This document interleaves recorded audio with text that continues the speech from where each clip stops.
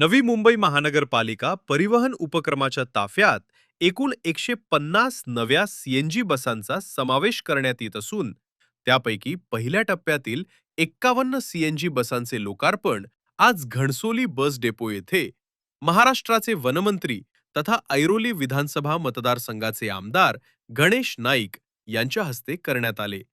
यावेळी नवी मुंबईच्या महापौर सुजाता पाटील, उपमहापौर दशरथ भगत, परिवहन समितीचे सभापती विकास झांजाड, समिती सदस्य राजेश राय, अभिजित पेडणेकर, हनुमंत रोडे तसेच अन्य लोकप्रतिनिधी, अधिकारी आणि मोठ्या संख्येनं नागरिक उपस्थित होते। कार्यक्रमादरम्यान मंत्री गणेश नाईक यांच्या हस्ते परिवहन समितीचे सभापती आणि सदस्यांचा सत्कारही करण्यात आला। हरित नवी मुंबईच्या संकल्पनेला अधिक बळ देण्यासाठी आणि प्रदूषण मुक्त पर्यावरणपूरक सार्वजनिक वाहतूक व्यवस्था उभारण्याच्या उद्देशानं महानगरपालिकेनं सीएनजी बसांचा समावेश करण्याचा निर्णय घेतला आहे। एकूण 150 सीएनजी बसांपैकी पहिल्या टप्प्यात 51 बस आज प्रवाशांच्या सेवेत दाखल करण्यात आल्या। या नव्या बसांमुळे नवी मुंबईतील सार्वजनिक वाहतूक व्यवस्था अधिक सक्षम, सुरक्षित आणि आरामदायी होणार असून शहरातील विविध मार्गांवर बस सेवा वाढवण्यास मदत होणार आहे। तसेच नागरिकांना अधिक सुलभ, विश्वासार्ह आणि पर्यावरणपूरक प्रवासाचा लाभ मिळणार आहे।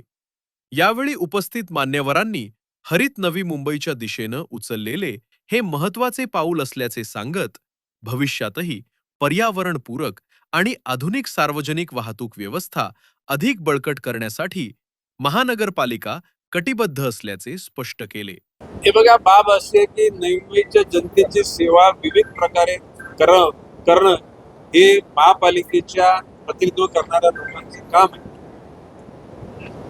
कधीही मुंबईच्या जनतेचं हित दुर्लक्षित केलेलं नाही आणि म्हणून भविष्य काळामध्ये मुंबईच्या जनतेला अधिक सुखकर अशी प्रवास करण्याची सेवा देण्याचं मनोदय आम्ही घेतला आणि महापालिका परिवहन सेवा या सर्व घटकांनी ची पूर्ती करण्याचं ठरवलं आणि त्याचा सुरुवात 150 बस पैकी 51 बस या ठिकाणी जनतेच्या सेवेत आलेले, भविष्य काळामध्ये राहिलेल्या 99 बसेस लवकरच येतील। हे बघा, आता या पावसाळ्यानंतर ज्या ज्या ठिकाणी रस्त्याची दुरावस्था झालेली आहे ते रस्ते दुरुस्त केले जातील, किंबहुना परिवहनच्या ड्रायव्हर, कंडक्टर आणि अन्य लोकांचं समुपदेशन केलं जाईल। शेवटी तुम्हाला नोकरी करण्यापुरतं तुमचं कर्तव्य नाही तर जनसामान्यांची सेवा करणं हे प्रमुख कर्तव्य आणि मला विश्वास आहे ते सर्व घटक सुद्धा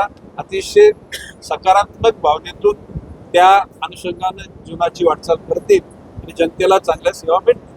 मी तर आता खरं म्हणजे भाषणात नाही बोललो, परंतु ज्या दिवसापासून परिवहन सेवा सुरू झाली तेव्हापासूनचे इनकमिंग आणि आउटगोईंग याचे दरवर्षाचे झालेले ऑडिट, त्यामध्ये सिल्कीचा अर्थसंकल्प किंवा त्याच्यामध्ये आपण असं म्हणतो की डेफिसिट असलेला याचा आजवरचा संपूर्ण लेखाजोखा घेऊन ज्या ज्या ठिकाणी चुका झाल्या ते दुरुस्त केल्या जातील आणि भविष्य काळामध्ये त्यांना स्ट्रेटन करण्याचं काम केलं जाईल।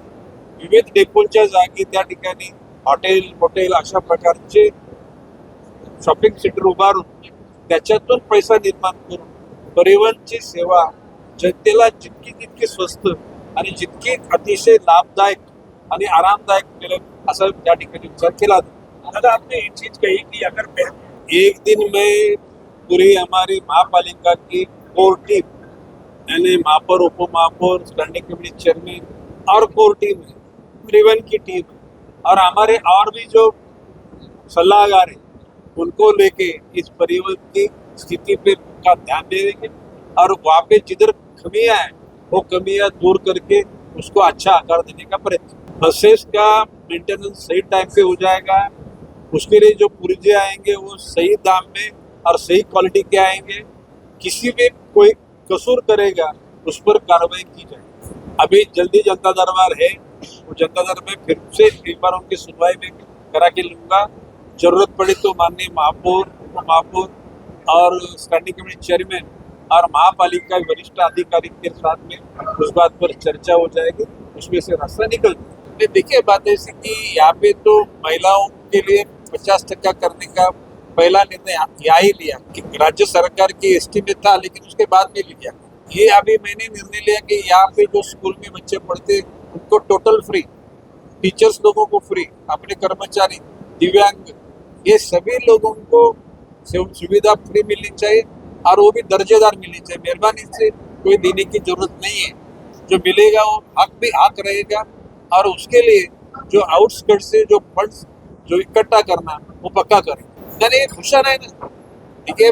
अभी महापालिका शुरू होते मैं समझता हूँ 6 महीने बीत गए, 4 महीने, और परिवहन 4 महीना, महापालिका 6 महीना। इसमें बहुत सारी तब्दीली हो गई है और आगे चल के बहुत उसमें परिवर्तन होगा, ऐसा मेरा विश्वास है। ये देखो ऐसे अपन बहुत सारे शंका कुशंका व्यक्त करेंगे तो उसमें से मटेरियल कुछ नहीं निकलेगा, खाली चर्चा हो जाएगी, बदनामी का रास्ता है। अपन इसके और गलत निगाह से, निगेटिव एंगल से देखते नहीं।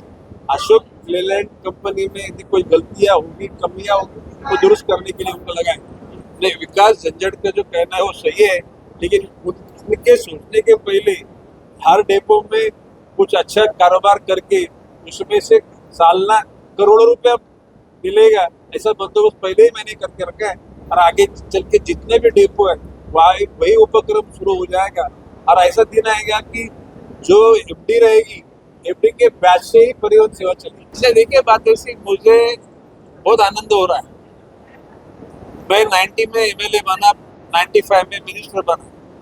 मिनिस्टर बनने के बाद ही ये हम लोगों ने परिवहन सेवा शुरू की। जिस ढंग से नई मुंबई की जनता ने हमें जो एक सपोर्ट किया, मैंने मेरे भाषण में बोला कि धर्म, जात, भाषा, वर्ण, वर्ग के आगे जाके इंसानियत के भावना से जीवन जीने का मेरा जो मकसद है वो लोगों ने पहचाना है, समझा है, और वो ध्यान में रखते हुए पूरे ताकत के साथ उन्होंने आपको सपोर्ट किया है। उसके जरिए ही यहाँ पे महापालिका में हमारा नेतृत्व में महापौर का कारोबार शुरू हुआ है, वरना ये डिफिकल्ट था।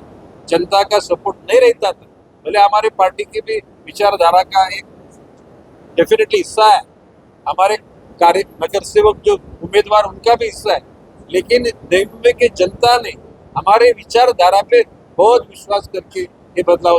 प्रधानमंत्री जी के लिए तो नई मुंबई बहुत छोटा शहर है, लेकिन माननीय मुख्यमंत्री जी को पता है कि नई मुंबई में जो भी कारोबार होगा बहुत सकस हो जाएगा, उसमें कोई डाउट लेने जैसी बात नहीं रहेगी।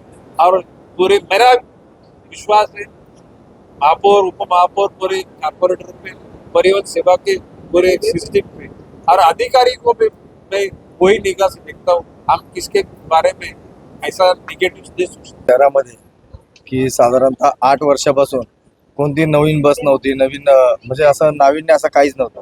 सर्वात प्रथम आज 4 महिने झाले, 4 महिने 6 दिवस यामध्ये आम्ही जिमचं उद्घाटन केलं आणि दुसरं म्हणजे या 150 सीएनजी बसपैकी 51 सीएनजी बस, 51 सीएनजी बसमध्ये ही स्टँडर्ड साईज आहे, सीएनजी आहे त्या। तर उर्वरित ज्या बसेस आहेत या साधारणतः एक 30 तारखेपर्यंत, 30 जुलैपर्यंत आपल्या सगळ्या जे कॉन्ट्रॅक्टर आहेत संबंधित 150 बस म्हणजे उरलेल्या 99 बसेस ह्या पूर्ण पुरवणार आहे। साहजिकच त्यामुळे आपल्या उत्पन्नात वाढ होणार आहे। त्यानंतर आज जर बघितलं, जसे काही लोक बोलतात की बस टायमावर येत नाही, निश्चित येत नाही, कारण काय होतं आपल्याकडे बसेसच कमी आहे आणि जो शेड्यूल आहे ते त्या हिशोबाने बस पोहोचत नाही। बसेसची संख्या कमी असल्यामुळे नागरिकांची गैरसोय होत होती, तर ती आता बंद होईल आणि बऱ्याच प्रमाणात म्हणजे जी समजा 3:25 ची बस आहे तर तुम्हाला 3:30 पर्यंत, 30-35 पर्यंत, पहिल्या बसेसच कमी होत्या तर काय करणार आहे? आता बस आल्या तर सर्व होईल। नाही, साधारणतः या ज्या 88 बसेस आहेत त्या अशोक लेलँड कंपनीच्या आहेत, तर साधारणतः एक 88 कोटीच्या जवळपास या 150 बसेसच्या खरेदी झाली। आणि वाईट तर या गोष्टीचं वाटतं की प्रशासन काळ होता 6 वर्ष, ज्यावेळेस ज्या ठिकाणी आवश्यक नाही अशा ठिकाणी या लोकांनी नाही ती गटर आणि नाही ते रस्ते बनवून ठेवले, पण त्यातले जर काही निधी जर त्यावेळेस दिला असता या परिवहनला तर निश्चितच म्हणजे 88 कोटी जर आणि वार्षिक जर परिवहनचा आपला पालिकेचा जर बजेट पाहिला तर 6,000 कोटीच्या जवळपासचा बजेट होता। आणि त्यावेळेस जर त्या काळामध्ये जर हे 88 कोटी रुपये जर महानगरपालिकेने दिले असते तर ह्या 150 बसेस ह्या आज नाही, आजपासून 1-2 वर्ष अगोदरच आल्या असत्या. आज काय झालं, 8 वर्ष अगोदर जी खरेदी झालेली तेव्हाच्या बसेस आजपर्यंत त्यांची मुदतबाह्य कालबाह्य झाल्या त्या, आणि डिझेल बसेस आहेत ऑलरेडी त्या स्क्रॅपलाच गेल्या आहेत. त्यामुळे आता ह्या ज्या बसेस आहेत याने नवी मुंबईच्या जे नागरिक असतील त्यांना निश्चित फायदा होईल. आणि याच्याच पाठोपाठ ज्या आमच्या परत 150 बसेस आणि परत 100 ह्या ज्या बसेस ज्या प्रॅक्टिकली रस्त्यावर धावतील त्यावेळेस चित्र स्पष्ट होईल आणि त्याचा रिझल्ट मी तुम्हाला देऊ शकतो. आणि मेंटेनन्स हा असा विषय होता मॅडम की तुम्हाला सांगतो, मेंटेनन्सचा विषय जे प्रत्येक वेळेला काढत असतात, ठीक आहे बरोबर आहे. अहो पहिल्या ज्या गाड्या होत्या ना, हे कधी विचार केला तुम्ही, त्याचा अभ्यास केला? किती 1.5च्या एव्हरेजच्या गाड्या होत्या, त्या डिझेल गाड्या होत्या, मेंटेनन्स येणार ना, का नाही येणार? म्हणून तर आम्ही बंद केले ना त्या आल्यानंतर. 1.5चा एव्हरेज मध्ये आज डिझेलचे रेट किती आहे, आणि जर तो 1.5चा एव्हरेज देत असेल तर त्या बस चालून उपयोग कशा आहे? आणि प्रशासन काळामध्ये जे सगळं केलेलं आहे यांनी. आम्ही आल्यानंतर आहे ना फक्त 28 बस शिल्लक आहे त्या डिझेलच्या, त्या पण आता या पूर्ण धावल्या लागल्या त्या दिवशी त्या बंद करून टाकणार आम्ही ग्रीन फील्डवर ते. त्यामुळे आम्हाला एक तर सीएनजी किंवा इलेक्ट्रिक. हे बघा, इलेक्ट्रिक बस जे आहे आता ज्या काही कंपन्यांचे काही ॲग्रीमेंट केलेले, हे पण प्रशासन काळातच ॲग्रीमेंट केलेले.